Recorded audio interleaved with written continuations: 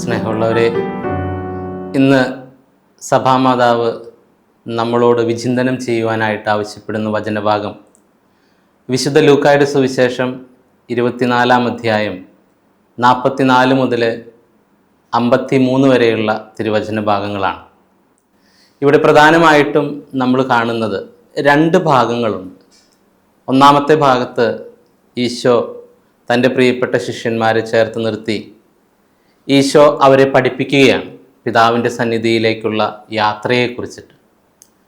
രണ്ടാമത്തെ ഭാഗത്ത് നമ്മൾ കാണുന്നത് ഈശോ കരങ്ങൾ ഉയർത്തി അവരെ അനുഗ്രഹിച്ചുകൊണ്ടിരിക്കെ ഈശോ സ്വർഗത്തിലേക്ക് ആരോഹണം ചെയ്യപ്പെട്ടു. ഇന്ന് ഈശോയുടെ സ്വർഗാരോഹണത്തെക്കുറിച്ചിട്ടാണ് നാം ചിന്തിക്കേണ്ടത്.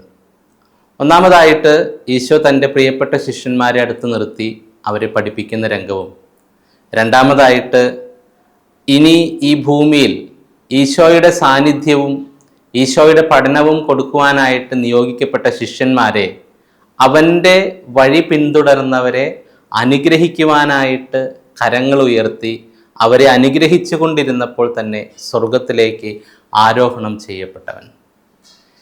എത്ര നല്ല ഒരു ചിത്രീകരണമാണ്! തൻ്റെ പ്രിയപ്പെട്ട ശിഷ്യന്മാരെ, തന്നെ പിന്തുടരുന്നവരെ, തന്നെ സ്നേഹിക്കുന്നവരെ അനുഗ്രഹിക്കുവാനായിട്ട് കരങ്ങൾ ഉയർത്തി ആ കരങ്ങളോടുകൂടെ സ്വർഗത്തിലേക്ക് കരകയറിയവനാണ് നമ്മുടെ ഈശോ. ഇനി നാം നമ്മുടെ ജീവിതത്തിലേക്കൊന്ന് ചിന്തിക്കുന്നത് നന്നായിരിക്കും.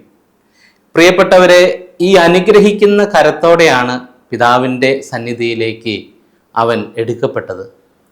അപ്പോൾ ഈ അനുഗ്രഹിക്കുന്ന കരം എന്നും നമ്മളോടൊത്ത് ഉണ്ട് എന്നുള്ള വലിയൊരു പാഠമാണ് ഈ സുവിശേഷ ഭാഗം നമ്മളെ പഠിപ്പിക്കുന്നത്.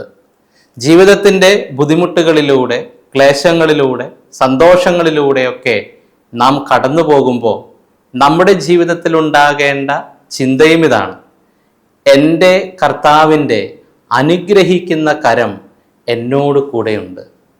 ഒറ്റപ്പെട്ടു പോകുന്ന നിമിഷങ്ങളിൽ, രോഗം മൂലം ക്ലേശിക്കുന്ന നിമിഷങ്ങളിൽ, അതുപോലെ തന്നെ കടബാധ്യതകൾ, ക്ലേശങ്ങളൊക്കെ നമ്മളെ അലട്ടുന്ന നിമിഷങ്ങളിൽ, ആകുലതകൾ നമ്മളെ അടിമപ്പെടുത്തുന്ന നിമിഷങ്ങളിൽ നാം തളർന്നു പോകാം. കാരണം നാം മനുഷ്യരാണ്.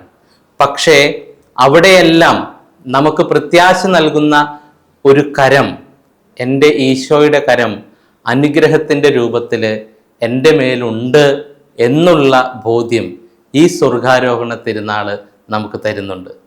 അതുകൊണ്ട് പ്രിയപ്പെട്ടവരെ, ഈ ദിനത്തിൻ്റെ ഈ ചിന്ത നമ്മുടെ മനസ്സിലുണ്ടാകട്ടെ.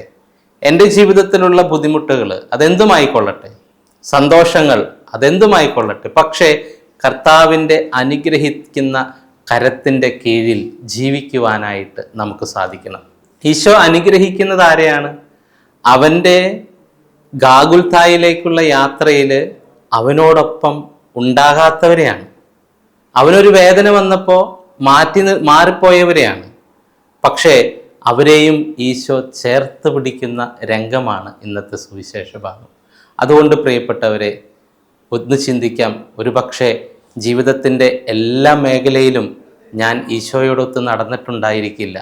എൻ്റെ പാപങ്ങളും എൻ്റെ കുറവുകളുമൊക്കെ എന്നെ നിരാശപ്പെടുത്തുന്നുണ്ടെങ്കിലും വലിയൊരു പ്രത്യാശയുടെ സുവിശേഷമായി സ്വർഗാരോഹണ തിരുനാൾ നമ്മുടെ മുൻപിൽ നിൽക്കുകയാണ്. ഒന്നേ ഉള്ളൂ, ഈശോയുടെ അനുഗ്രഹിക്കുന്ന കരം. ഈശോയുടെ അനുഗ്രഹിക്കുന്ന കരം എന്നും നമ്മോടൊത്തുണ്ട്, നമ്മുടെ മുകളിലുണ്ട്, നമ്മളെ നയിക്കുന്നുണ്ട്, നമ്മളെ സംരക്ഷിക്കുന്നുണ്ട്.